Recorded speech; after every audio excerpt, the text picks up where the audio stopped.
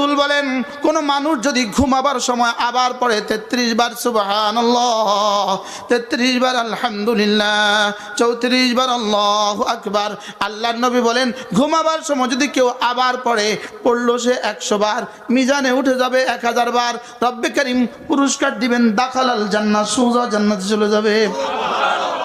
এখন প্রশ্ন, আজকের নামাজের পরেরটা যদি আগামীকালকে পড়লাম তাহলে হলো কিনা? আগামীকালেরটা তাহলে যাবে কোথায়? এই জন্য এটা একবার যদি একদিন যদি ছুটে যায় জীবনে আর কখনো এর কাজ আর কাফারা সম্ভব না। কি বলছি বলেন? এক ওয়াজের কারণে যদি আজকেরটা ছুটে যায় জীবনে আর কখনো ফিরে আসবে না। জীবনে আর কখনো কি? দুটো ইবাদতের মধ্যে কোনো কাজা নাই।